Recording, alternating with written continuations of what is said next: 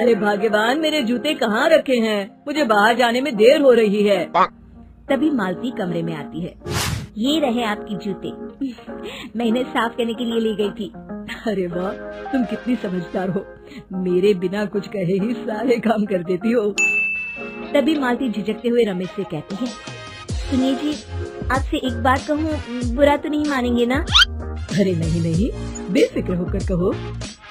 शादी से पहले मैं अपने मायके में नौकरी करती थी। मैं चाहती हूँ कि अब मैं खुद से नौकरी करना शुरू कर दूँ।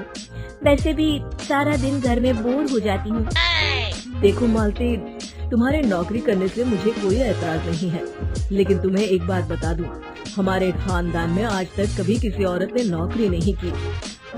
फिर भी एक बार तुम माँ से पूछ कर देखो, अगर वो तुम्हें नौकरी करने की इजाजत दे देती है तो अच्छी बात है। रमेश वहाँ से चला जाता है। फिर उसी शाम मालती अपनी सास के पैर दबा रही होती है। तभी उसकी सास मालती से कहती है, अरे क्या बात है बहू, आज तो ठीक तरह से मेरे पैर नहीं दबा रही। किसी ख्याल में खोई पड़ी है क्या? मैं भी तो जानूं आखिर बात क्या है। दरअसल वो माँ जी। अरे हाँ हाँ बोलो, इतना सोच क्यों रही हो?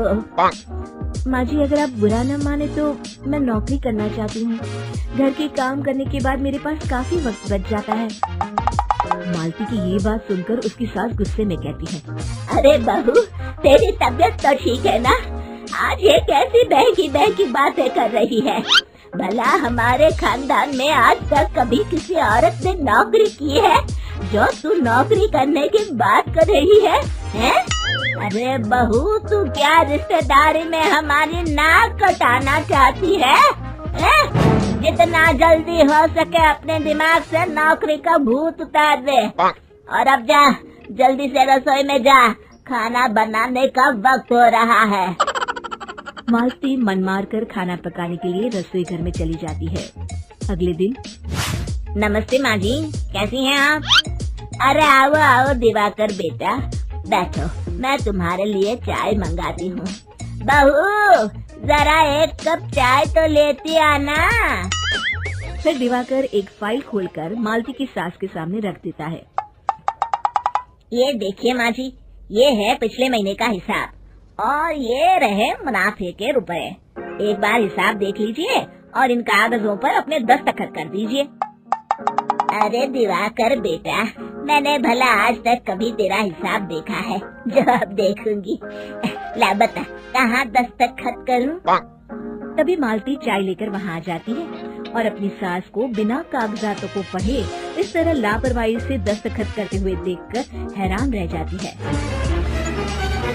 अच्छा माँ जी, अब मैं चलता हूँ, फैक्ट्री में बहुत काम है। फिर दिवाकर वहाँ से चला जाता है। कुछ दिनों बाद मालती बाजार में कुछ सामान खरीद रही होती है। तभी एक बूढ़ा आदमी उसे आवाज देता है, अरे मालती बेटी, कैसी हो? मुझे पहचाना? मैं तुम्हारी कंपनी में मुनीम का काम करता हूँ। हाँ चाचा जी, मैं आपको बिल्कुल पहचानती हूँ। कहिए, कैसे हैं आप? मैं तो ठीक हूँ, कंपनी में कुछ भी ठीक नहीं चल रहा।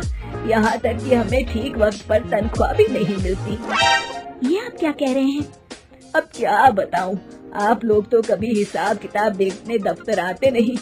मेरी मानो तो एक बार आप लोग दफ्तर आकर सारा हिसाब किताब देख लो, आपको असलियत पता चल जाएगी। अच्छा बेटी, अब मैं चलता हूँ, देर हो रही है। फिर वो बूढ़ा वहाँ से चला जाता है।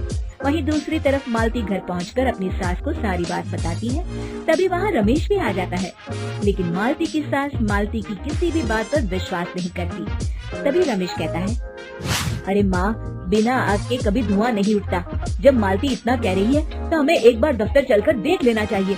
वैसे भी हम लोग काफी दिन से अपने दफ्तर नहीं गए हैं। इस तरह किसी एक आदमी के भरोसे काम छोड़ना मुझे भी ठीक नहीं लगता। अगले दिन वे सभी अपने दफ्तर पहुंचते हैं और सीधे दिवाकर के कैबिन में जाते हैं। अचानक सबको एक साथ देखकर दिवाकर चौंक जाता है। अरे माँ जी, आप सब लोग अचानक यहाँ कैसे आ गए? अगर कुछ काम था तो मुझे एक फोन कर दिया होता, मैं आपके घर आ जाता। तभी मालती की सास कहती है, अरे दिवाकर बेटा, आज मैं हिसाब देखने दफ्तर आई हूँ। जरा मुझे पिछले 6 महीनों का हिसाब दिखाना तो बेटा। दिवाकर घबराते हुए हिसाब की फाइल मालती की सास को देता है। मालती की सास फाइल लेकर मालती को देती है और कहती है, ले बहू, देख ले हिसाब। मालती फाइल को बड़े गौर से देखती है और अगले ही पल उसे सारी गड़बड़ी समझ में आ जाती है। वो अपनी सास से कहती है, माँ जी, मुनीम चाचा बिल्कुल सही कह रहे थे। हमारी कंपनी में पिछले 6 महीनों में जितना मुनाफा हुआ है, हमें उसका आधा पैसा भी नहीं मिला।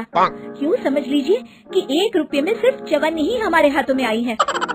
मालती की बातें सुनकर मालती की सास गुस्से से दिवाकर को पूछती है, क्यों दिवाकर, मेरी बहू जो कह रही है वो सच है? दिवाकर समझ जाता है आज उसका भांडा फूट चुका है। वो गिड़गिड़ाते हुए कहता है, मुझे माफ कर दीजिए माँ जी, मैं पैसों के लालच में अंधा हो गया था। अरे वाह दिवाकर, तू तो एक नंबर का चोर निकला।